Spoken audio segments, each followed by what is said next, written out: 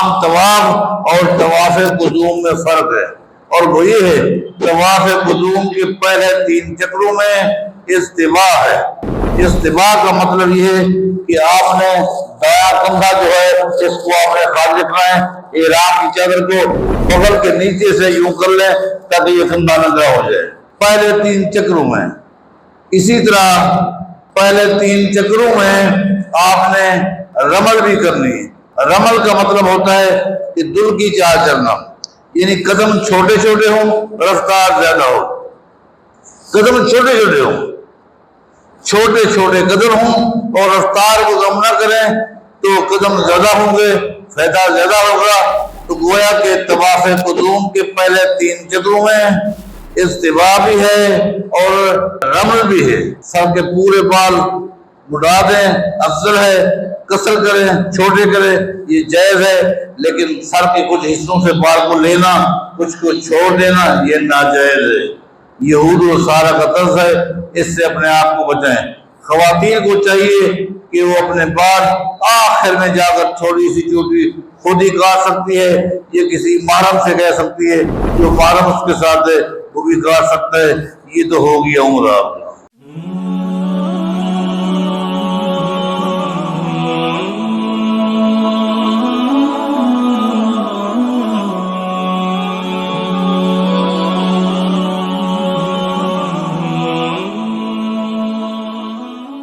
اللہ نحمده ونستعینه ونستغفره ونعوذ باللہ من شرور انفسنا وسیئات اعمالنا، من يهده الله فلا مضل له ومن يضلل فلا هادي له، واشهد ان لا اله الا الله وحده لا شريك له، واشهد ان محمدا عبده ورسوله، اما بعد فان خير الحديث كتاب الله وخير الهدي هدي محمد صلى الله عليه وسلم، وشر الأمور محدثاتها وكل محدثة بدعة وكل بدعة ضلالة وكل ضلالة في النار۔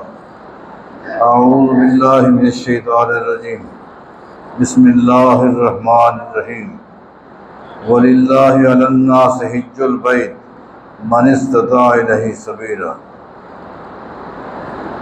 وقال رسول اللہ صلی اللہ علیہ وسلم، یا ایھا الناس ان اللہ قد فرض علیکم الحج فحجوا۔ دین اسلام کے بنیادی ارکان میں سے ایک رکن حج ہے۔ جس طرح باقی ارکان کی ایک فضیلت بھی ہے، اہمیت بھی ہے، اسی طرح حج کی بھی فضیلت بھی ہے اور اہمیت بھی ہے۔ نبی علیہ الصلوۃ والسلام کا فرمان ہے، جس شخص نے حج مبرور کر لیا، حج مبرور کہتے ہیں اس حج کو کہ حج سے پہلے جو اس کے اندر قولی، اعتقادی، عملی خامیاں تھیں، حج کے بعد وہ دور ہو گئی۔ حج کرنے سے پہلے نماز میں سستی تھی، معاملات میں سست تھا، لین دین میں، زبان کا وعدہ خلافی، آگے پیچھے سستیاں۔ حج کے بعد یہ ساری سستیاں ختم ہو گئیں، پکا سچا مسلمان بن گیا۔ تو گویا اس بندے کا حج جو تھا وہ حج مبرور تھا، گویا کہ اس کے عمل کو اللہ نے قبول کر لیا۔ اس کی فضیلت یہ ہے، حج مبرور کرنے والا گناہوں سے ایسا پاک ہو جاتا ہے کہ یومن، جیسا کہ اس کی ماں نے آج اس کو جنا۔ جو شخص آج ماں کے پیٹ سے باہر آیا ہے، خالی یہ نہیں کہ وہ گناہوں سے پاک صاف ہے، بلکہ یہ شخص ایسا ہے کہ جس کے دل میں کسی کے بارے نہ بغض ہے، نہ کینہ ہے، نہ حسد ہے، بلکہ یہ بھی نہیں، اس سے بڑھ کر یہ اس پیدا ہونے والے بچے کے بارے بھی کوئی شخص بری نگاہ، بری سوچ نہیں رکھتا۔ لوگوں کی نگاہ میں یہ اچھا، اس کی نگاہ میں لوگ اچھے، جیسا یہ ہے اسی طرح حج مبرور کرنے والا ہے۔ یہ کتنا بڑا اعزاز ہے، اس سے بڑھ کے کیا ہوگا؟ نبی علیہ السلام کا فرمان ہے، ان الحاج قد غفر له ولمن استغفر له الحاج۔ لوگوں، دو عزتیں اللہ نے حاجی کو دی ہیں، دو مقام ہیں، فضیلتیں ہیں، ذرا ان پر غور کریں۔ ایک کیا ہے؟ ان الحاج قد غفر له، جب حاجی حج کر لیتا ہے، حج کے ارکان پورے کر لیتا ہے، اللہ اسے معاف کر دیتا ہے۔ دوسری فضیلت کیا ہے؟ وَلِمَنِ اسْتَغْفَرَ لَهُ الْحَاجِ، یہ حج کرنے والا جس مسلمان کے لیے، مسلمان بھائی کے لیے، مسلمان بہن کے لیے دعا کرتا ہے، اللہ اسے بھی معاف کرتا ہے۔ جہاں یہ فضیلت ہے وہاں اس عبادت کی اہمیت بھی ہے۔ اہمیت اتنی ہے کہ نبی علیہ السلام فرماتے ہیں، جس شخص نے باوجود وسائل کے، استطاعت کے حج نہ کیا، وسائل موجود تھے، کوئی شرعی عذر مانے نہیں تھا، اس کے باوجود اس نے اگر حج نہیں کیا، بس اگلے سال فلاں کام کر لوں، فلاں کام کر لوں، دنیا داری نے اس کو ایسا غرق کر دیا جس کی وجہ سے اس فریضے کی ادائیگی کے لیے لیٹ ہوتا گیا، حتیٰ کہ ایک وقت آیا کہ فرشتے نے آ کر روح قبض کر لی۔ تو نبی علیہ السلام فرماتے ہیں، اس کی موت اور یہودی کی موت میں کوئی فرق نہیں۔ یہ بھی غور کریں، جہاں فضیلت ہے وہاں اہمیت بھی ہے۔ اس لیے آج کے اس نشست میں سب سے پہلے اللہ کے حضور ہم دعا کرتے ہیں کہ آج کی تاریخ تک جن مسلمان بھائیوں نے، بہنوں نے اس فریضے کو ادا کیا ہے، اللہ قبول فرما دے۔ اس سال جو ذہن بنا چکے ہیں، ترتیب بنا چکے ہیں، اللہ ان کو خیریت کے ساتھ، سلامتی کے ساتھ اس فریضے کی سنت کے مطابق ادائیگی کی اور خیریت اور سلامتی کے ساتھ واپس وطن آ جانے کی توفیق عطا فرما۔ اور جو بیچارے ارادہ رکھتے ہیں، جذبات رکھتے ہیں، خواہش رکھتے ہیں، لیکن مالی پوزیشن نہ ہونے کی وجہ سے وہ کافر ہیں، اے اللہ انہیں توفیق عطا فرما دے۔ میرے بھائیوں،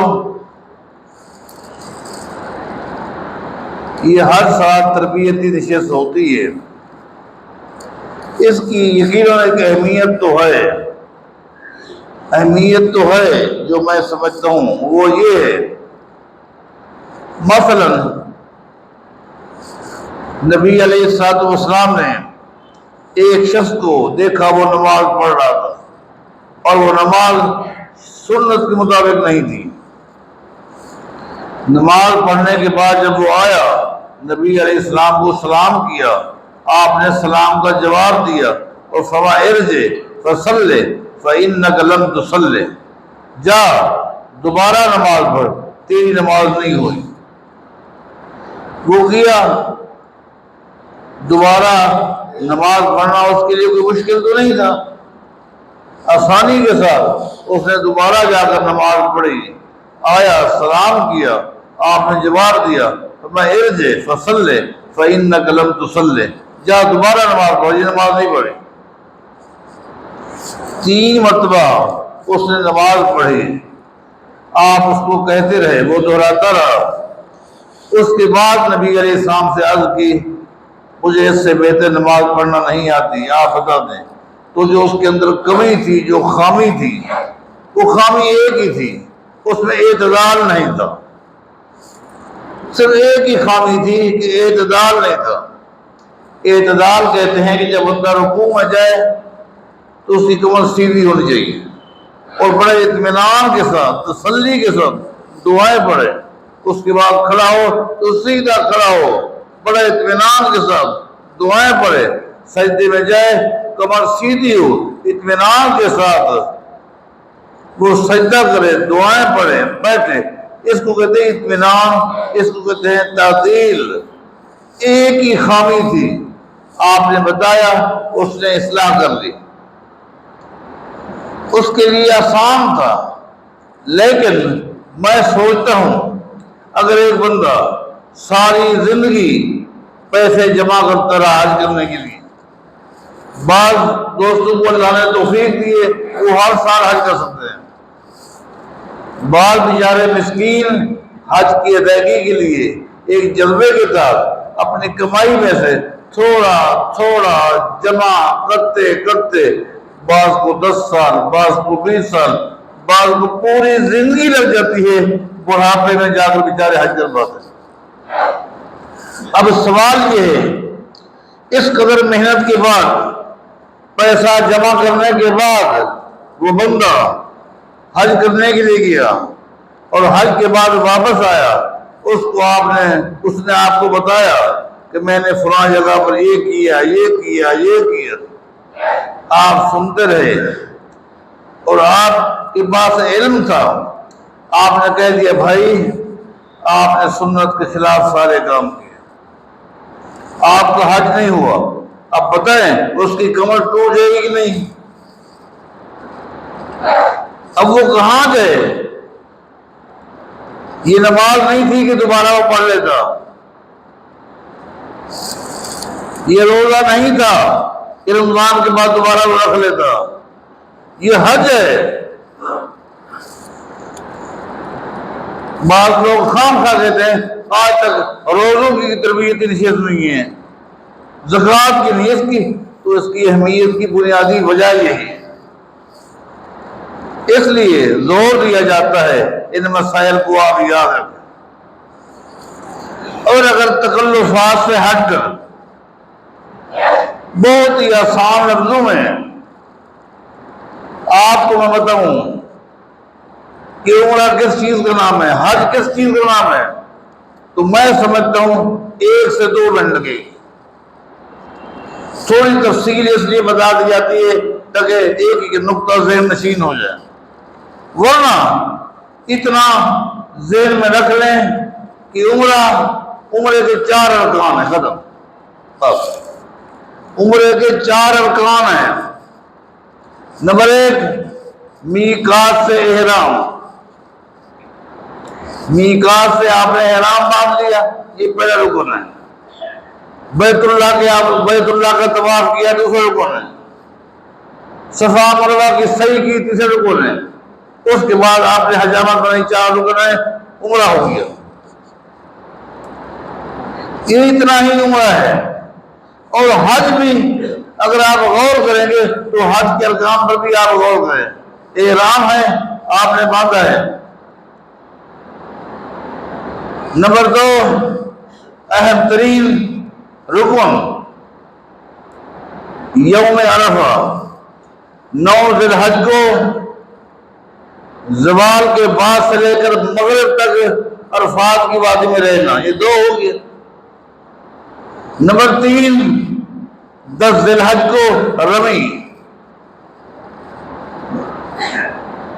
یہ جمرات کو جو ترتیب کے ساتھ، لیکن 10 کو صرف جمرہ عقبہ جو ہے، بڑا جو عقبہ ہے کبرا، اس کو ماری جاتی ہے پتھر، جس کو عام طور پر لوگ شیطان کہتے ہیں، شیطان تو نہیں ہے، یہ شیطان بھی نہیں کہنا چاہیے، وہ ہے 3 ہو گیا۔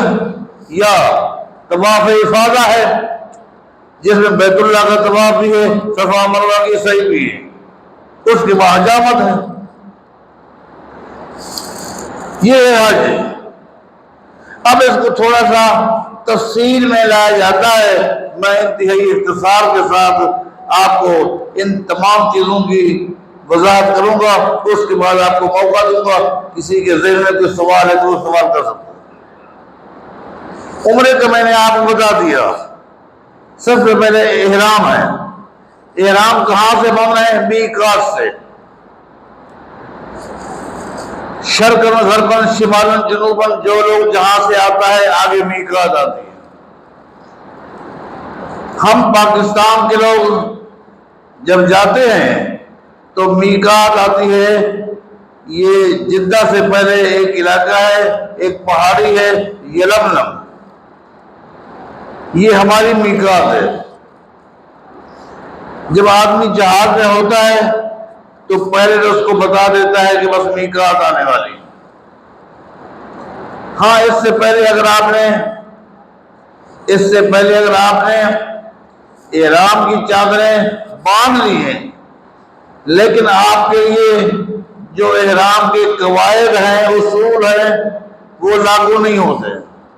ابھی تک آپ ایک سمجھو گے لباس لے کر بیٹھے ہوئے، لیکن جس وقت میقات آئے گی آپ کو بتا دیجیے، گھر سے بھی آپ احرام باندھ سکتے ہیں، ایئرپورٹ سے باندھ سکتے ہیں، لیکن احرام کے جو قواعد ہیں، جو ضوابط ہیں، جو اصول ہیں، وہ آپ پر لاگو نہیں ہوں گے۔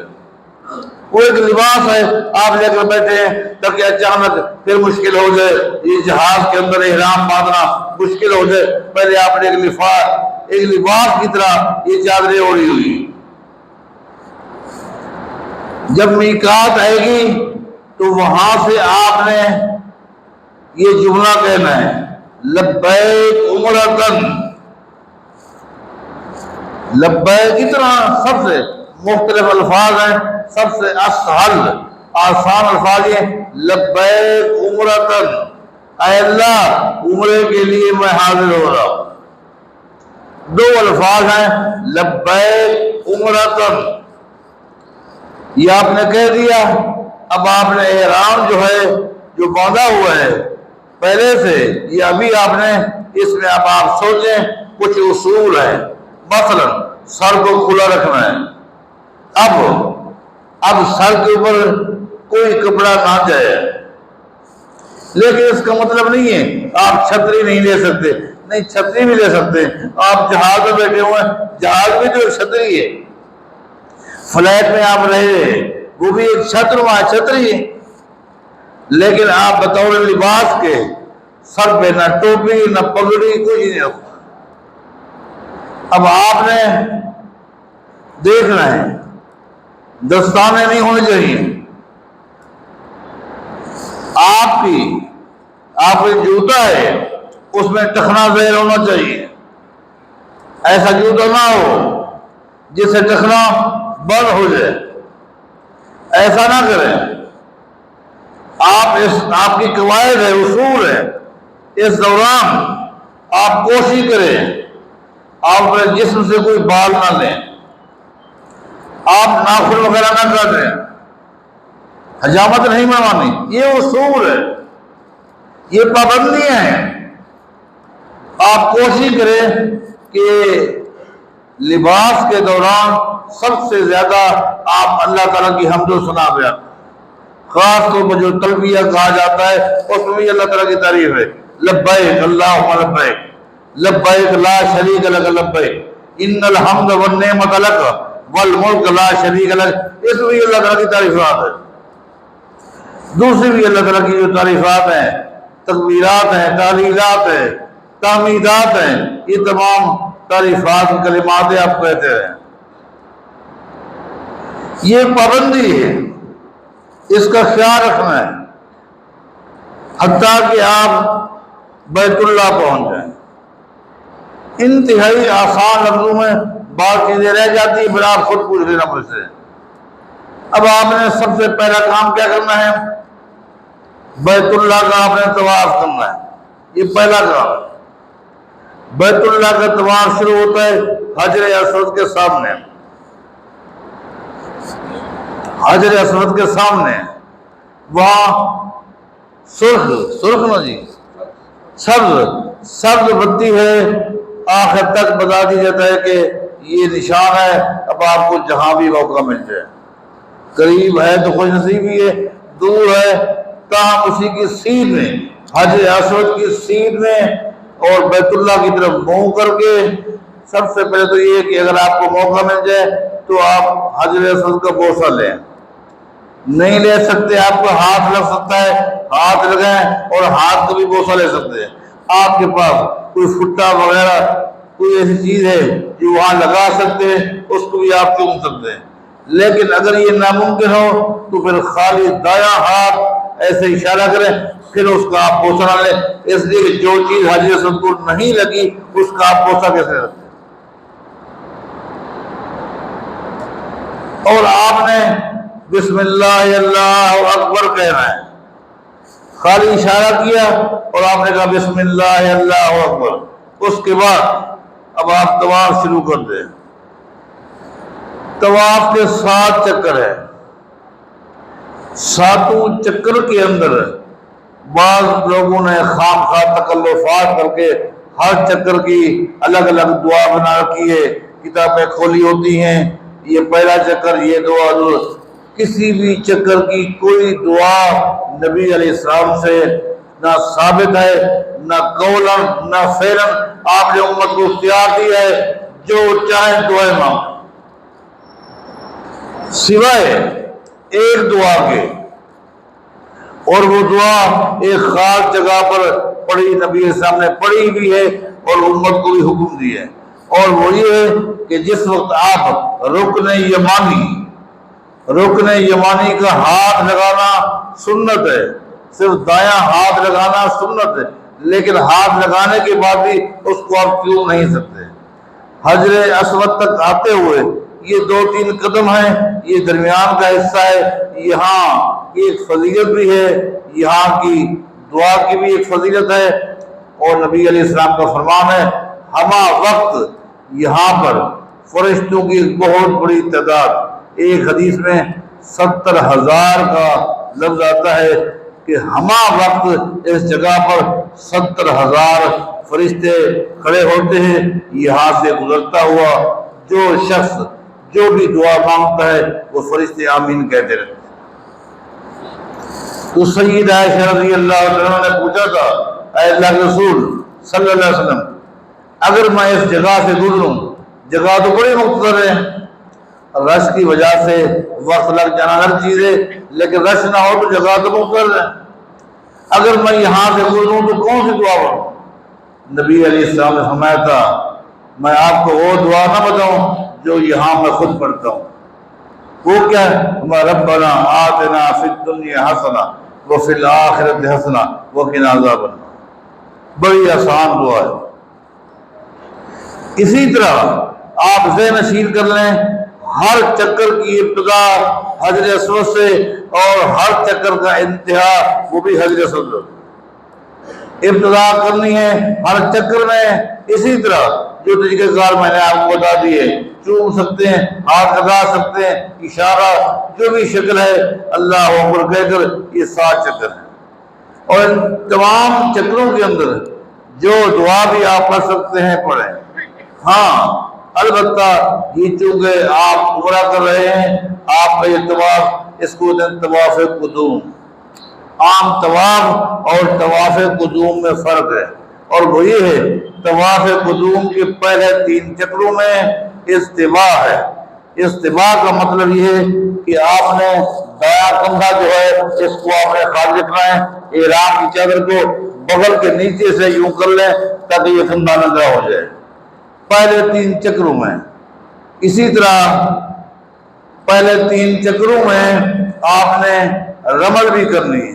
رمل کا مطلب ہوتا ہے کہ دل کی چال چلنا، یعنی قدم چھوٹے چھوٹے ہوں، رفتار زیادہ ہو، قدم چھوٹے چھوٹے ہوں، چھوٹے چھوٹے قدم ہوں اور رفتار کو کم نہ کریں تو قدم زیادہ ہوں گے، فائدہ زیادہ ہوگا۔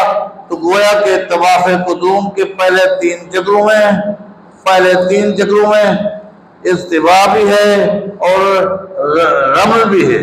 اس کے بعد جب چوتھا چکر شروع ہو جائے گا تو پھر یہ چیز آپ ختم کر دیں گے۔ کون سا؟ یہ جو آپ نے کیا تھا استباء کا، خب ثلاثوں و مشى اربع، 3 چکر یہ ہو گئے آپ کو۔ اب آپ نے کندھا جو تھا اس کو بھی ڈھانپ لیں۔ اگرچہ بعض اہل علم کہتے ہیں کہ 7ویں چکر تک کندھا کھلا رہے، لیکن میں نے دیکھا، غور کیا، شروع میں بھی یہی سمجھتا تھا، لیکن دیکھا کہ اہل علم کی اکثریت کا موقف یہ ہے کہ پہلے 3 چکروں کے اندر ہی استباء بہتر ہے، اس کے بعد کندھے کو ڈھانپ لینا چاہیے اور پھر عام روٹین کے مطابق چلنا شروع کر دیں۔ ان 7 چکروں کے بعد آپ نے بیت اللہ کا طواف کر لیا۔ اگر اللہ تعالیٰ آپ کو موقع دے تو وہاں ایک جگہ ہے جس کو ملتزم بولتے ہیں، حجر اسود اور بیت اللہ کا جو دروازہ ہے، بیت اللہ کا دروازہ اور حجر اسود، اس کے درمیان کا جو حصہ ہے اس کو ملتزم کہتے ہیں۔ یہاں کی فضیلت بہت ساری احادیث میں آئی ہے۔ اگر کسی کو اللہ تعالیٰ موقع دے اس جگہ پر بیت اللہ کو ساتھ ہاتھ بھی لگا سکتا ہے، سینہ بھی لگا سکتا ہے، چمٹ کر دوڑ کر خوب رو کر رہے دعائیں کر اپنے لیے، امت کے لیے، خاندان کے لیے، مسلمانوں کے لیے، اسلامی ریاستوں کے لیے، امت مسلمہ کی بھلائی کے لیے خوب دعائیں کرے اگر یہاں موقع مل جائے۔ آپ نے بیت اللہ کا طواف کر لیا، اس کے بعد اللہ کو توفیق دے زمزم کا پانی پئیں اور 2 رکعت نماز پڑھیں۔ اگر مقام ابراہیم پر 2 رکعت نماز پڑھنے کا آپ کو موقع مل جاتا ہے تو سب سے بہتر ہے۔ اگر نہیں ہے تو پھر کسی جگہ پر جہاں بھی آپ کو موقع ملے 2 رکعت نماز پڑھیں۔ یہ تو طواف آپ نے کر لیا میرے بھائی، اس کے بعد آپ نے صفا مروہ کی سعی کرنی ہے۔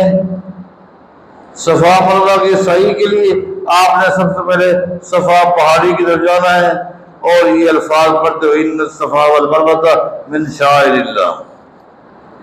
اب تو بما بدا اللہ بہ، یہ کلمات اس کے لیے یقیناً یہ الفاظ ہیں، چھوٹے چھوٹے کلمات ہیں، ان کو آپ یاد کر لیں۔ آپ کے پاس کتاب ہونی چاہیے، آپ کے ساتھ پڑھے کا ساتھی ہے وہ پڑھتا رہے گا، آپ دہراتے رہے، صفا پہاڑی پر چڑھ کر بیت اللہ کی طرف رخ کرے اور خوب دعائیں مانگے۔ اگر ہو سکے تو ہر دعا یہاں کھڑے ہو کر 3 مرتبہ مانگیں۔ اور بعض دعائیں بڑی اہمیت رکھتی ہیں جو آپ کتاب میں مل جائیں گی، جس میں توحید کی کلمات ہے، اللہ تعالیٰ کی وحدانیت کا ذکر ہے، وہ کلمات کہیں اور 3 مرتبہ وہاں دعا مانگے۔ اس کے بعد صفا سے مروہ پہ چلے جائیں، درمیان میں ایک جگہ آتی ہے جہاں سے یہ گرین بتیاں شروع ہو جائیں گی، مطلب یہ کہ آپ نے رفتار کو تیز کرنا ہے۔ اس کے بعد پھر آئے گا وہاں رفتار کم کر دینا ہے۔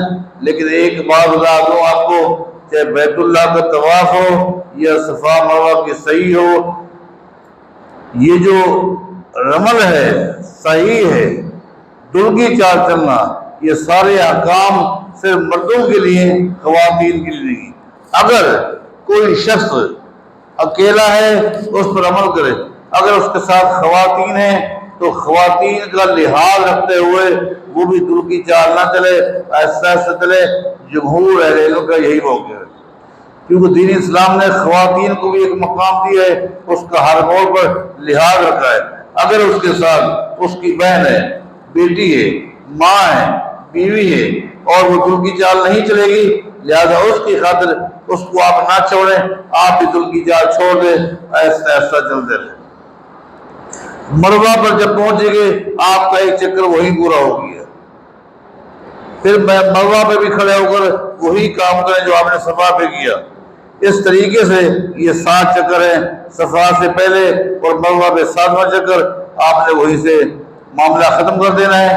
یہ کام بھی آپ کا ہو گیا، جو آپ نے کرنا تھا کر لیا۔ اس کے بعد حجامت ہے، آپ سر کے پورے بال مڈا دیں، افضل ہے، قصر کریں، چھوٹے کریں، یہ جائز ہے، لیکن سر کے کچھ حصوں سے بال کو لینا، کچھ کو چھوڑ دینا، یہ ناجائز ہے، یہود و نصارہ کا طرز ہے، اس سے اپنے آپ کو بچائیں۔ خواتین کو چاہیے کہ وہ اپنے بال آخر میں جا کر تھوڑی سی چوٹی خود ہی کاٹ سکتی ہے، یہ کسی محرم سے کہہ سکتی ہے، جو محرم اس کے ساتھ ہے وہ بھی کاٹ سکتا ہے۔ یہ تو ہو گیا عمرہ۔ بڑا آسان ہے، اس میں یقیناً جزیات رہ گئی ہیں جو آپ پوچھیں گے میں بتاتا رہوں گا، لیکن میں ابھی آپ کو تھوڑا سا توقع میں اختیار دیتا ہوں عمرے کے حوالے سے، جس کے ذہن میں جو سوال ہے وہ کر سکتا ہے۔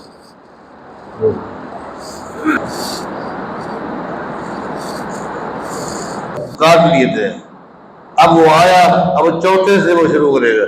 بالکل اسی طرح صفا مروا کی صحیح کر رہا تھا، وضو ٹوٹ گیا، وضو کر لے، اچھی بات ہے، اور وہیں سے شروع ہوگا جہاں سے اس نے چھوڑا تھا، یا اسی دوران فرض نماز کھڑی ہو گئی تو طواف کو موقوف کر دے، صفا مروا کی صحیح کو موقوف کر دے، جماعت کے ساتھ نماز پڑھ دے، اور جہاں سے ختم کیا تھا پھر وہیں سے شروع کر دے۔ حالت احرام میں کھانے کا بعد ہاتھ لگانا کیسا ہے؟ دیکھیں جی، بیت اللہ کو آپ ہاتھ لگا سکتے ہیں، لیکن یہ جو بعض لوگوں کا عقیدہ ہے کہ وہ کوشش کرتے ہیں کہ بیت اللہ کے ہر کونے کو چھونا اور یہ کرنا، اس کو رکن سمجھنا حج کا عمرے کا، یہ عمل غلط ہے۔ لیکن طواف کے دوران کہیں بھی آپ، جیسا کہ احادیث سے ثابت ہے، میں نے آپ کو بتا دی ہے کہ رکن یمانی ہے، وہاں پر بھی آپ ہاتھ لگا سکتے ہیں، سنت ہے، حجر اسود ہے وہ بھی ایک حصہ ہے، ہاتھ لگا سکتے ہیں، صحیح ہے، لیکن ہاتھ ہی لگاتے رہنا یہ عمل جو ہے نا یہ مسنون نہیں ہے۔ یہ شادی کا سوال ہے کہ جب صفا سے سب چکر شروع کریں گے تو مروہ میں پہنچ کر ایک ہوگا یا دوبارہ صفا پر آ کر ہوگا؟ جو بیت اللہ کا طواف ہے وہ حجر اسود سے شروع ہوتا ہے اور حجر اسود پر جا کر ختم ہوتا ہے، یہ ایک چکر ہے، جبکہ اس کے مقابلے میں صفا مروا کی جو صحیح ہے، صفا سے آپ شروع کریں گے، مروہ پہ ایک چکر ہو گیا، پھر مروہ سے واپس جب صفا پہ آئیں گے دوسرا چکر ہو جائے گا۔ اس لحاظ سے صفا سے آپ نے پہلا چکر شروع کیا اور ساتواں چکر ختم ہوگا مروہ کے اوپر۔ یہ شادی کا سوال ہے کہ حالت احرام میں ٹخنے کھلے رہیں گے صرف، یا سامنے کی یہ جو ہڈی ہے یہ بھی کھلی رہے گی؟ تو بعض لوگ کہتے ہیں کہ یہ ہڈی بھی کھلی ہونی چاہیے۔ جب آپ جوتا پہنے تو ٹخنے ظاہر ہونے چاہیے، باقی سامنے کی ہڈی کا کھلا رکھنا نہ رکھنا یہ میں نے کہیں نہیں پڑھا، یہ لوگوں کی باتیں ہیں، اس کا کہیں ذکر نہیں ہے، خالی ٹخنے ظاہر ہونے چاہیے۔ اسی طرح دوسرا سوال ہے کہ حالت احرام میں تیل وغیرہ یا خوشبو وغیرہ، اس کا جیسا تیل جس میں خوشبو ہو؟ احرام باندھنے سے پہلے جسم کو خوشبو لگانا احادیث سے ثابت ہے۔ احرام باندھنے کے بعد آپ خوشبو استعمال نہیں کر سکتے، اور کوشش کریں ہر وہ چیز بھی استعمال نہ کریں جس میں خوشبو ہو، سوائے کچھ ایسی چیزیں کہ ان کا اپنا ایک ذائقہ ہوتا ہے، وہ بھی ایک خوشبو کی شکل ہے، لیکن آپ اس کو استعمال کرتے ہیں بطور خوشبو کے نہیں۔ جیسا کہ آپ نہاتے ہیں، صابن ہے، صابن کی اپنی ایک خوشبو ہے، آپ نے استعمال کرنا ہے وہ تو جائز ہے، لیکن خوشبو جو ہے اس کو آپ استعمال احرام کے دوران نہیں کر سکتے۔ یہ شادی کا سوال ہے کہ احرام باندھنے کے بعد جو 2 رکعتیں پڑھی جاتی ہیں اس کا کیا حکم ہے؟ احرام کی جو 2 رکعتیں عام طور پر مشہور ہے، ناجائز ہے، کسی بھی حدیث سے ثابت نہیں ہے، یہ عمل مسنون نہیں ہے۔ ہاں اگر آپ نے احرام باندھنے سے پہلے آپ نے وضو کیا ہے، اس کے بعد احرام باندھا ہے، تو 2 رکعتیں تحیۃ الوضو جو ہے یہ تو آپ پڑھ سکتے ہیں، تحیۃ الوضو آپ پڑھ سکتے ہیں، لیکن تحیۃ الاحرام جو ہے یہ ناجائز ہے، کہیں ثابت نہیں۔ یہ شادی کا سوال ہے کہ طائف سے احرام باندھ سکتے ہیں، کیا وہاں پر میقات ہے؟ جی ہاں، طائف اور مکہ کے درمیان ایک جگہ ہے جس کو قرن المنازل کہتے ہیں، یہ میقات ہے، یہ اہل نجد کی میقات ہے، مانا جو لوگ ریاض سے آتے ہیں، دمام سے آتے ہیں، بحرین سے آتے ہیں، تو ان کے لیے جو میقات ہے وہ قرن المنازل ہے، یہ بالکل مکہ کے قریب ہے۔ اگر آپ طائف کی طرف جاتے ہیں تو پہلے یہ قرن المنازل ہے، تو جی ہاں یہ میقات ہے۔ اگر کوئی شخص दूसरा तीसरा चौथा उम्रा करना चाहता है तो वो मीकात है, वहां से जाए और इहराम बांधे और आकर उम्रा कर सकता है। ये मसनून अमल हो जाएगा। तो शादी का दूसरा सवाल ये है कि मुताफ में तवाफ के लिए मर्दों का दाखिला मना है अगर इहराम के, तो क्या तवाफ करने के लिए वैसे ही फर्जी इहराम बांध कर तवाफ कर सकते हैं? देखिए बात यह है कि हुकूमत के जो ये उसूल हैं ये हालात के मुताबिक होते हैं, वक्त का तकाजा है, रश बहुत ज़्यादा होता है। अब आपने सुना इस साल करोड़ों की तादाद में लोग थे, करोड़ों की तादाद में। ये उन्होंने जो सख्तियाँ की हुई हैं, ये कानून बनाए हुए हैं, ये हालात को देखकर, मामलात को देखकर, लिहाजा जाने वालों को भी चाहिए उनके कानून का एहतराम करें। ताकि देखिए एक वक्त था, मसलन आप ये सोचें मैंने अल्हम्दुलिल्लाह सबसे पहला जो उम्रा किया, हज किया, वो 89 में किया। उस वक्त बड़ी आसानी थी, बड़ी आसानी थी, बल्कि मताब और जगह पर हम सोए रहते थे, उठकर फिर तवाफ करते थे। हजर असवद का बोसा लेना कोई मुश्किल नहीं था। अब कितनी मुश्किलात हो गई, रश बढ़ गई है, लिहाजा उनके कवानीन का एहतराम करें, उनके साथ ताउन करें, ये अच्छा होगा। लेकिन अगर कोई शख्स ऐसा करता है और वो इहराम बांध कर जाता है तो उसके हम तवाफ को नाजायज तो नहीं कह सकते, लेकिन अगर कानून का एहतराम करेगा, ताउन हैगा, तो ये बेहतर रहेगा। का सवाल ये है कि उम्रा मुकम्मल करने के बाद क्या एक साथी दूसरे साथी के जो है बाल काट सकता है? इसमें अगरचे अहले इल्म का काफ़ी इख्तलाफ है, क्योंकि अभी तक इसने अपनी हजामत नहीं बनाई, ये किसी और की हजामत ना बनाए तो ये अफसल होगा। और बाद अहले इल्म का मौक़िफ़ है क्योंकि बाकी अरकान पूरे हो गए हैं, अब हजामत है, ये खुद भी अपनी बना सकता है, किसी और की भी बना सकता है। अगर पहले हजामत किसी और से बनवा ले और फिर किसी की बनाए तो ये अफजल होगा, बेहतर होगा। लेकिन बहरहाल अगर उसने अभी इहराम में था, अपनी भी हजामत नहीं बनवाई, किसी और की बनाता है, तो उसके नाजायज़ होने का फतवा देना बड़ा मुश्किल होगा। ये शादी का सवाल है कि तवाफ के बाद जो 2 रकातें पढ़ी जाएंगी वो मुकाम इब्राहिमी के सीध में पढ़ी जाए या कहीं और भी पढ़ी जा सकती है? तवाफ की 2 रकातें, तवाफ की 2 रकातें मकाम इब्राहिम के आपके सामने बैतुल्ला हो और आपके और बैतुल्ला के दरमियान मकाम इब्राहिम हो, इस जगह पर पढ़ना अहादीस से साबित है। वत्तखिज़ू मिन मकाम इब्राहिम हनीफा, यहाँ खड़े होकर आप 2 रकात नमाज पढ़ें, अहादीस में भी है, कुरान करीम में भी है। लेकिन अगर वहाँ रश है तो फिर किसी भी जगह पर खड़े होकर बैतुल्ला की तरफ रुख कर नमाज पढ़ेंगे। आपने रुख मकाम इब्राहिम की तरफ नहीं करना, रुख आपने बैतुल्ला की तरफ करना। सवाल ये आया है कि मस्जिद आयशा से उम्रे का इहराम बांधा जा सकता है? देखिए मैं तो यही बार बार कहता हूँ कि आपने उम्रा कर लिया है, अब आप ज़्यादा कोशिश करें कि तवाफ पर जोर दें। असल में तवाफ की चूँकि काउंटिंग नहीं होती, गिनती नहीं होती, जब आदमी वापस आता है तो ख़ानदान वाले चाहने वाले पूछते हैं हाँ कितने उम्रे किए। कोई आज तक ये नहीं पूछा कि आपने कितने तवाफ किए थे। हम गिनती की जगहों में रहते हैं, ऐसा ना करें, आप कोशिश करें बस आपने उम्रा कर लिए, आप खूब तवाफ करें। आज मैं आपको एक हदीस सुना दूं, आपने उलमा से सुनी होगी कि खाली तवाफ करना, एक तवाफ करने की क्या फजीलत है।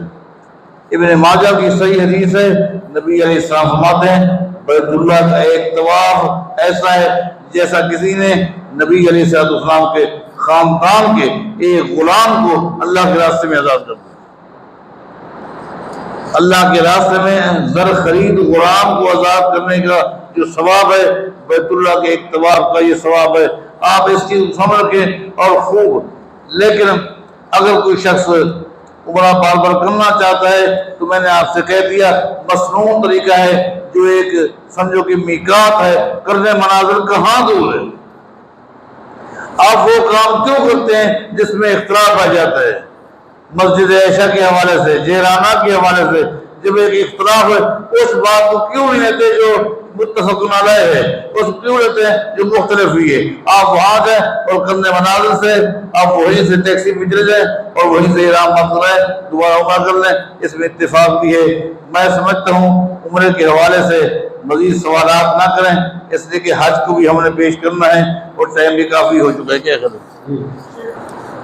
ये शादी का सवाल है कि अरफात के मैदान में कुछ लोग टोलियाँ बना के गिरोह बना कर इज्तिमाई दुआ करते हैं, तो वहाँ पर इंफरादी दुआ करना बेहतर है या इज्तिमाई दुआ में शरीक होना बेहतर है? अरफात की वादी एक ऐसी वादी है, नबी अलैहिस्सलाम फरमाते हैं पूरा साल अल्लाह ताला अपने मखलूक को इतना जहन्नम से आज़ाद नहीं करता जितना अरफात की वादी में अल्लाह ताला अपने मखलूक को जहन्नम से आज़ाद करता है। लिहाजा उस वादी में बैतुल्लाह की तरफ रुख करके खड़े होकर थक जाएं, बैठकर थक जाएं, लेट कर, लेकिन इनफरादी दुआ करना अफजल तरीन अमल है। अगरचे बाद मौके पर इत्तेमाद होते हैं, हम नजात नहीं कहूँगे, लेकिन अफजल अमल यही है कि हर बंदा अपनी खूब दुआएं करे और इनफरादी दुआ ही करे। आप उनको याद कर लें। एक तो ये है कि 8 ज़िलहज को आप जहाँ ठहरे हुए हैं वहीं से इहराम बांध कर आप जाएं और आपने वहाँ मीना में जाकर ज़ोहर की, असर की, मगरिब की, इशा की नमाजें आपने मीना के मैदान में पढ़नी है और नमाजें आपने कसर करनी है, लेकिन जमा नहीं करना। नमाजें कसर करनी है मीना के मैदान में। हत्ता के जो लोग मक्का के रहने वाले हैं वो भी मीना के मैदान में जाकर नमाज कसर करेंगे मीना के मैदान में, और वहाँ मस्जिद खैफ है, अगर उसका इंतखाब करके वही जमात से नमाज पढ़ेंगे तो ये सबसे बेहतर होगा। लेकिन नमाजें आपने जमा नहीं करनी, मीना में कसर करनी है लेकिन जमा नहीं करनी। सुबह की नमाज भी आपने वहीं पढ़नी है, उसके बाद आपने 9 ज़िलहज है, आपने रवाना हो जाना है अरफात की वादी की तरफ। नबी अलैहिस्सलाम का फरमान है अल हज अरफा, हज तो है ही अरफात की वादी का नाम।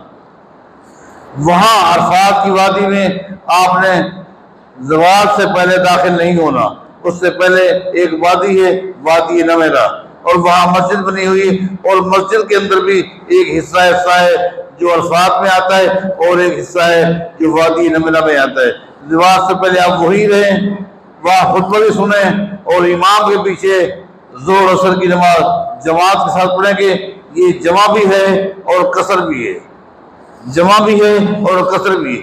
जो लोग ना जमा करते हैं ना कसर करते हैं वो खिलाफ शरीयत काम करते हैं, शरीयत के खिलाफ उनका अमल है, क्योंकि नबी अलैहिस्सलाम ने यहाँ नमाज जमा भी की है, ज़ोहर की, असर की और कसर भी की है। उसके बाद आप अरफात की वादी में गुरूब आफ्ताब तक रहें। गुरूब आफ्ताब तक आपने अरफात की वादी से बाहर नहीं जाना। खूब दुआएं मांगे, खड़े होकर, किबला रुख होकर, बैठकर, थक जाए, लेट कर खूब दुआएं मांगे। इनफरादी अंदाज में दुआएं करना ये अफजल अमल है, लेकिन वहां मगरिब से पहले आपने नहीं निकलना, मगरिब के बाद आपने निकलना है, लेकिन आपने वहां मगरिब की नमाज नहीं पढ़नी, बल्कि मुज़दलिफा में आकर आपने मगरिब और इशा की नमाज जमा करनी है। ये जमा ताखीर है, वो जमा तकदीम थी। आपने अरफात की वादी में ज़ोहर असर की नमाज पढ़ी ज़ोहर के वक्त में, अब मुज़दलिफा में आपने मगरिब इशा की नमाज पढ़नी है, जमा करनी है। ये जमा ताखीर है, इशा की नमाज का वक्त होगा, आपने यहाँ मगरिब भी पढ़नी है और इशा भी आपने पढ़नी है, और यहाँ पर भी जमा भी है और आपने कसर भी करनी है। और रात यहाँ सुकून के साथ सोकर गुजारना है आपने। यहाँ कोई अज़कार रात को साबित नहीं है, बल्कि आप सो जाएं, कल आपने बहुत सारे काम करने हैं।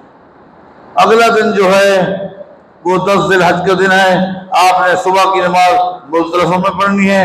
वहाँ मशअरुल हराम एक पहाड़ी है, आप वहाँ जाएं और वहीं ज़िक्र करें, दुआएं मांगे, अल्लाह की हम्द सना बयान करें, और उसके बाद फिर आप निकल जाएं क्या मीना की तरफ। और आपने यहाँ आज आपने काम करना है रमी अकबरा। अकबा जो है वो एक पत्थर है, سب سے بڑا پتھر ہے، اسی کی آپ نے آج رمی کرنی ہے، 7 کنکر مارنے، جو طریقے اگر آپ جانتے ہیں۔ اس کے بعد آپ سیدھا بیت اللہ میں جائیں گے اور وہاں جا کر آپ نے طواف افاضہ کرنا ہے۔ طواف افاضہ کے اندر صفا مروا کی صحیح بھی ہے، اور جانے سے پہلے اگر آپ قربانی آج پہلے کر سکتے ہیں، اصل عمل ہے قربانی بھی آپ مینا میں کر لیں، یا آپ نے ٹائم جو دے رکھا ہے کسی نے آپ کو، اس کے مطابق آپ سمجھیں کہ آپ کی قربانی ہو جائے گی۔ حجامت بھی بنانی ہے، یہ سارے کام ہیں آج آپ نے 10 حج کو کرنے ہیں، اور یہ کام آگے پیچھے بھی ہو سکتے ہیں، احادیث سے ثابت ہیں۔ اس کے بعد طواف افاضہ کے بعد آپ کوشش کریں کہ آپ مینا میں آ جائیں، آپ کی راتیں یہاں مینا میں گزرنی چاہیے۔ اور اگلے دن 11 ذی الحج ہے، آج آپ نے زوال کے بعد تینوں جو جمرات ہیں ان کی آپ نے رمی کرنی ہے، 11 کو بھی، 12 کو بھی، 13 کو بھی، اور راتیں آپ نے مینا میں گزارنی ہیں۔ اتفاق ہے، کوئی جلدی ہے آپ کو تو آپ ایک دن پہلے بھی جا سکتے ہیں، لیکن آپ جا سکتے ہیں، افضل عمل یہ ہے کہ آپ نہ جائیں، تاکہ کون سی آپ کو جلدی ہے، آپ آ جائیں۔ اس کے بعد جس وقت آپ بیت اللہ کو چھوڑ کر اپنے وطن کی طرف جا رہے ہیں، یہ کسی اور علاقے میں جا رہے ہیں، مطلب یہ کہ آپ چھوڑ کے جا رہے ہیں، آپ نے یہاں نہیں آنا، قرب و جوار کا معاملہ نہیں ہے، آپ چھوڑ کے جا رہے ہیں، تو آخر میں جو آپ طواف کریں گے اس کو طواف الوداع کہتے ہیں۔ اگر کوئی عورت مخصوص ایام میں ہے اور وہ طواف الوداع کے بغیر جائے گی تو وہ جا سکتی ہے، لیکن طواف افاضہ لازمی ہے، اس کے بغیر وہ خاتون بھی نہیں جا سکتی۔ یہ حج کے ارکان تھے جو میں نے اختصار کے ساتھ آپ کو بتا دی ہیں۔ اب اگر کسی کے ذہن میں حج کے حوالے سے کوئی سوال ہے تو محترمہ شیخ ضیاء الحق بھٹی حفظہ اللہ تشریف لائے ہیں، میں ان سے کہوں گا وہ آگے آئیں گے، آپ ان سے سوال کریں اور آپ کو وہ جواب دے گے۔ جی یہ ساتھی کا سوال ہے کہ جب ہم یہاں سے جائیں گے حج کے لیے تو عمرے کے بعد حج کے دوران جو مکہ میں رہیں گے وہاں نمازیں ہم قصر پڑھیں گے یا پوری پڑھیں گے؟ الحمدللہ رب العالمین والعاقبۃ للمتقین والصلاة والسلام علی سید المرسلین، اما بعد۔ حج کے حوالے سے تفصیلی گفتگو آپ سماعت فرما چکے ہیں۔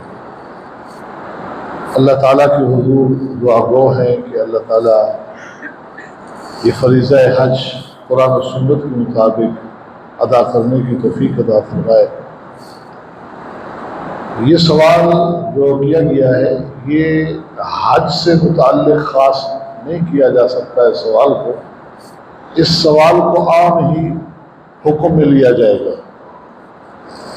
ایام حج جو ہوتے ہیں ان کے احکامات علیحدہ ہیں، اس کے علاوہ آپ پہلے گئے ہیں وہاں تو آپ عمومی قاعدہ دیکھیں کہ آپ پر سفر کا اطلاق ہو رہا ہے یا نہیں۔ اگر اتنے دن سے زیادہ آپ رہ رہے ہیں، مثلا احادیث صحیحہ میں زیادہ سے زیادہ 19 دن تک کی رخصت آتی ہے کہ آپ کہیں رہنا چاہتے ہیں ایک جگہ پر تو 19 دن تک آپ قصر کر سکتے ہیں۔ اگر اس سے زیادہ دنوں کا آپ کا قیام ہے تو آپ شروع سے ہی نماز مکمل کریں گے، یہ عام حکم ہے۔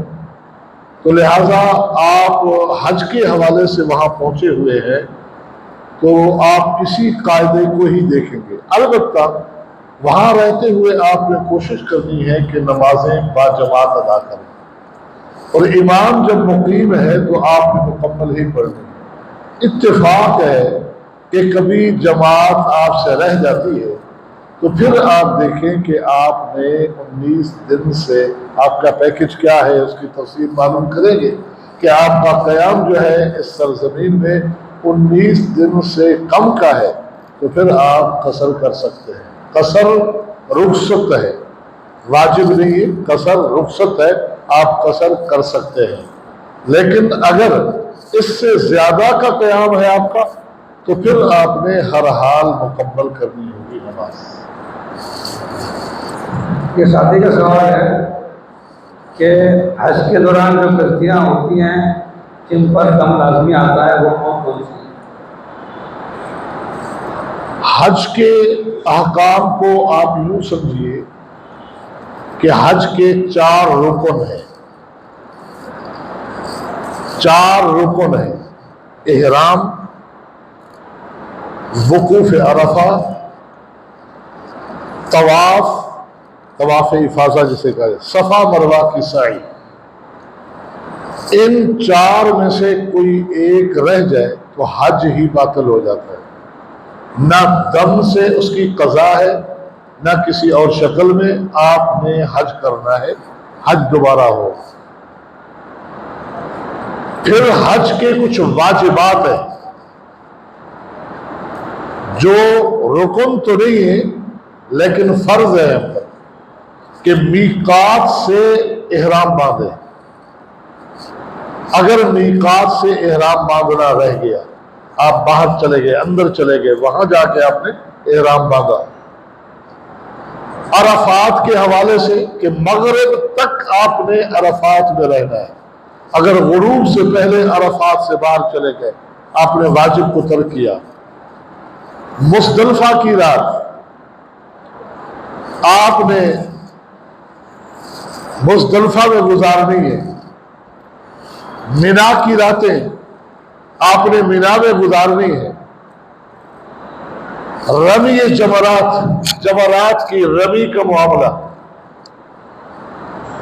ایسے ہی حلق کا معاملہ، طواف الوداع کا معاملہ، ان میں سے کوئی ایک چیز رہ جائے تو آپ پر دم لازم آ جائے گا، جو کم سے کم ایک بکری ہے۔ تیسری چیز محظورات احرام ہے، احرام کی پابندیاں۔ احرام کی جو پابندیاں ہیں، حالت احرام میں آپ بال نہیں کٹوا سکتے، ناخن نہیں کٹوا سکتے، خوشبو نہیں لگا سکتے، شکار نہیں کر سکتے، یہ آپ کتابوں میں چھوٹی میں الحمدللہ مطالعہ کرتے رہتے ہیں۔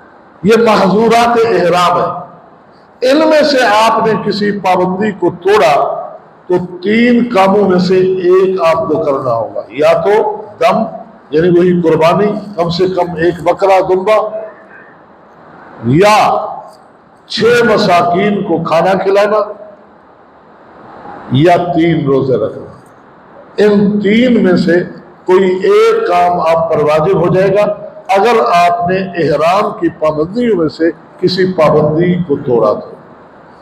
جی ساتھی کا سوال یہ ہے کہ جمرات کی رمی کے لیے بعض ساتھی جو ہے خواتین وغیرہ کو اپنے خیمہ میں ہی چھوڑ کے چلے جاتے ہیں رش کی وجہ سے، اور ان کی طرف سے جو ہے رمی کر دی جاتی ہے، یہ عمل کیسا ہے؟ رمی جمرات کی رمی واجب ہے، جسے بغیر شرعی عذر کے ترک نہیں کیا جا سکتا۔ ایک وقت تھا کہ صرف گراؤنڈ پر ہی جمرات بنے ہوئے تھے، پھر ایک فلور بنا، گراؤنڈ اور فرسٹ فلور، اس قدر رش ہوتا تھا کہ جانے کا راستہ بھی وہی اور واپسی کا راستہ بھی وہی ہوتا تھا، بے تحاشا دھکم پیلی اور لوگ گرتے، اور یہاں ہی اموات کی بے شمار خبریں آتی رہتی تھی۔ اس وقت علماء کرام اور مجتہدین اعظام نے مطلقاً عورتوں کے بارے میں یہ فتویٰ دے دیا تھا کہ خواتین کو نہ لے جائیں، لیکن جب سے یہ سہولت بنی کہ 5-6 فلور بن گئے، جانے کا راستہ علیحدہ ہے، واپسی کا راستہ علیحدہ ہے، راستے اس قدر کشادہ کر دیے گئے کہ آپ جب مزدلفہ سے آ رہے ہوتے ہیں ایک کشادہ راستہ ہے، لیکن جیسے جیسے جمرات کے قریب آتے ہیں راستہ اور کشادہ ہو جاتا ہے۔ تو اب وہ خطرات ختم ہو گئے، لہذا اس وقت ہر واجب کو ہر حاجی نے بذات خود ادا کرنا ہے، سوائے وہ جو معذور ہیں، بوڑھی خواتین ہیں پہنچ نہیں سکتی، یا بیماری کی وجہ سے وہاں نہیں پہنچ سکتی، یہ شرعی عذر ہے، ان کی طرف سے رمی کی جا سکتی ہے۔ وہ خواتین جن میں ہمت ہے، محض رش کی وجہ سے، اور کوئی عذر نہیں، یہی عذر ہے کہ رش ہوگا، خوف ہے، اس وجہ سے انہیں چھوڑ کے نہ جایا جائے، وہ خود اپنی رمی کرے۔ ساتھی کا سوال ہے کہ دوران حج وہ کون سے گناہ ہیں جو حاجی سے سرزد ہو سکتے ہیں لیکن حاجی اس سے بچ جائے؟ فمن فرض فیہن الحج فلا رفث ولا فسوق ولا جدال فی الحج۔ جو شخص بھی حج کی نیت کر لے اسے چاہیے ہر طرح کی بے حیائی کے کام سے بچے، ولا فسوق، ہر اس چھوٹے بڑے کام سے بچے جو اللہ اور اللہ کے رسول کی نافرمانی میں آتا ہے، ولا جدال، ہر اس عمل اور قول سے بچنے کی کوشش کرے جو باعث باہم جھگڑے، اختلاف اور فساد کا سبب بن سکتا ہے۔ کوئی چیز ہر گناہ سے بچنا ہے، حتیٰ کہ ایام حج میں تو ہم دیکھ رہے کہ کتنے ہی حلال کام ہیں ان سے روک دیا ہے شریعت نے، حلال کاموں سے روک دیا گیا ہے۔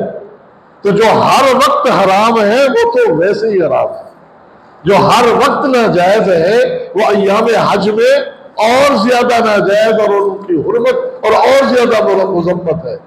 کتنے ہی آپ ابھی معذورات احرام یا دیگر چیزوں سے کے بارے میں سمجھ چکے، سن چکے کہ حلال چیزوں سے بھی روکا گیا ہے کچھ۔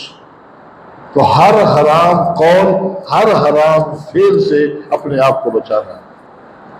ترتیب کیا ہے؟ رمی جمرات، ابھی ہم نے سنا کہ 10 ذی الحج کو جو عید کا دن ہے صرف ایک جمرہ عقبہ کی رمی کرنی ہے، رمی کر کے چلے جانا ہے۔ 11، 12 اور 13 کو بالترتیب ہم نے تینوں جمرات کی رمی کرنی ہے۔ ہم منا سے آتے ہیں تو آتے ہی پہلے وہی جمرہ اولا پڑتا ہے جس کو صغرا بھی کہا جاتا ہے، ہم نے اس کی رمی کرنی ہے۔ 7 کنکریاں جاتے ہوئے الٹے ہاتھ پہ مڑ جائے، سیدھے ہاتھ کی طرف نہیں، جیسے ہی جمرہ کی دیوار آئے الٹے ہاتھ کی طرف مڑ جائے۔ شروع میں رش لگا ہوتا ہے، لگتا ہے کہ یہ جمرہ قریب ہے لیکن کافی دور ہے، آپ آگے چلے جائیں، دیوار کافی لمبی ہے، اس کے آخری حصے سے مڑ کر قریب آ کر اللہ اکبر کہہ کر ایک ایک پتھر ماریں، تھوڑا سا وہاں سے نکل کر بیت اللہ کی طرف رخ کر کے ایک لمبی دعا مانگے، پھر آگے دوسرے جمرہ کی طرف جائے بالترتیب، اور ہے بھی اسی ترتیب سے۔ آپ نے اس طرف سے آنا نہیں ہے، آپ آ بھی نہیں سکتے کہ آپ پہلے جمرہ کی رمی کر کے واپس اپنے کسی بندے کو دیکھنے کے لیے مڑتے ہیں تو شرطا آپ کے سینے پہ ہاتھ رکھے گا، جانے کا راستہ ادھر ہے، یہ واپس جانے کا نہیں ہے۔ اس قدر احتیاط ہے کہ تاکہ آنے جانے کی وجہ سے لوگ پھر پھنس نہ جائے۔ آپ اس طرف سے آ ہی نہیں سکتے، آپ نے جانا ہی اس طرف سے ہے۔ دوسرے جمرہ کی رمی اسی طرح کر کے اس کے بعد بھی دعا کرنی ہے، دعا کے بعد پھر تیسرے کی طرف جانا ہے۔ آپ یہاں سے دوسرے جمرہ کی رمی کر کے پہلے کی طرف نہیں پلٹ سکتے، نہیں آنے دیں گے آگے۔ پھر تیسرے کی رمی کر کے اس کے بعد دعا نہیں ہے، 10 کو بھی نہیں تھی، 11 کو بھی نہیں ہے، 12 کو بھی نہیں ہے، 13 کو بھی نہیں ہے، جمرہ عقبہ کے بعد پہلے 2 کے بعد 11، 12، 13 کو دعا بھی مانگنی ہے۔ تو یہ ترتیب سے تینوں جمرات کی رمی ہے۔ سوال یہ ہے کہ دوران طواف رش کی وجہ سے نامحرم سے جو ہے انسان ٹچ ہو جاتا ہے تو اس پہ کوئی گناہ تو نہیں ہے؟ فاتقوا اللہ ما استطعتم، اللہ کا قرآن کہتا ہے جس حد تک تم بچ سکتے ہو اپنی طرف سے کوشش کرو، باقی معاملات اللہ کے سپرد کر دیں۔ آپ اپنی طرف سے احتیاط کریں، محتاط رہیں، اپنے ہاتھوں کو سمیٹ کر رہیں جس طرح احتیاط کر سکتے ہیں۔ باقی رش کی وجہ سے پھر بھی احتیاط کے باوجود ہو جاتا ہے، اختلاف کی وجہ سے ٹچ بھی ہو جاتے ہیں، تو اللہ تعالیٰ انشاءاللہ معاف فرما دے گا۔ سوال یہ ہے کہ جو بنا کی راتیں ہیں وہ پوری رات وہاں گزارتی ہے یا بھلے کچھ حصہ مینا میں گزار لے؟ اکثر حصہ، رات کا اکثر حصہ یعنی آدھے سے زیادہ گزارنا تو واجب ہے، پوری رات گزار لیں تو اور زیادہ بہتر ہے۔ بہتر یہی ہے کہ پوری رات گزاریں، نہیں تو آپ آدھی رات سے زیادہ یعنی اکثر حصہ گزار لیں تو آپ کا فریضہ، آپ کا واجب ادا ہو جائے گا۔ ساتھی کا سوال یہ ہے کہ 8 ذی الحجہ کو جب ہم مینا میں جائیں گے تو وہاں نماز قصر ہوگی یا پوری ہوگی؟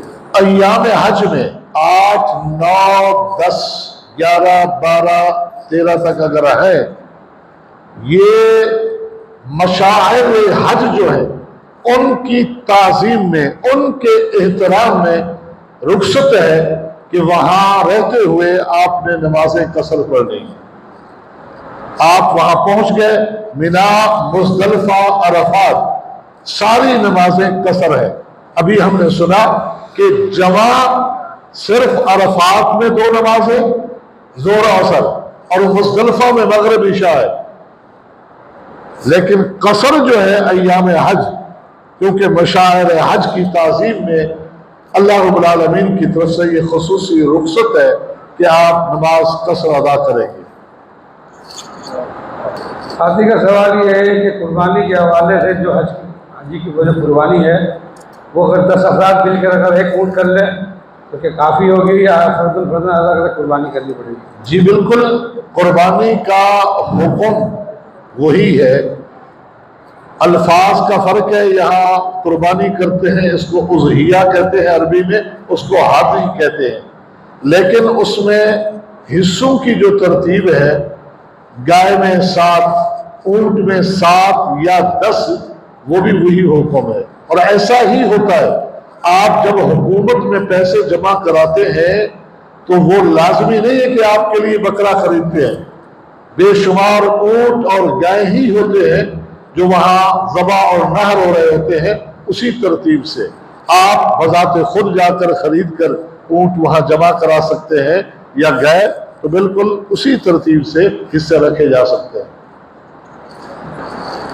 شادی کا سوال ہے، مزدلفہ سے جب روانہ ہونا مینا کے لیے جی، تو سورج نکلنے کا انتظار کرے یا اس سے پہلے جو ہے؟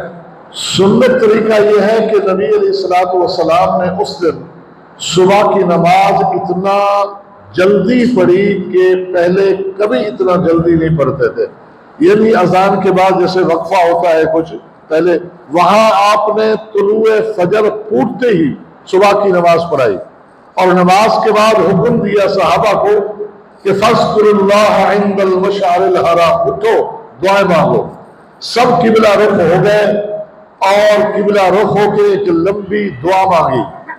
سورج نکلنے سے پہلے نبی علیہ السلام نے فرمایا کہ مشرکین جب حج کرتے تھے، آگے اونچی پہاڑی ہے سبیر، وہ کہتے تھے اشرق سبیر، اشرق سبیر۔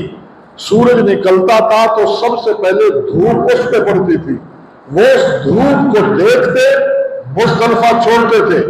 تم ان کی مخالفت کرو، سورج نکلنے سے پہلے یہاں سے چل پڑو، تو سورج نکلنے سے پہلے ہی مزدلفہ سے نکل پڑنا ہے۔ حل ہو جائے انہی 1-2 دنوں میں انشاءاللہ۔ اچھی خبریں آ رہی ہیں کہ جلدی کام شروع ہو جائے گا، اللہ کرے آسانی سے شروع ہو جائے گا۔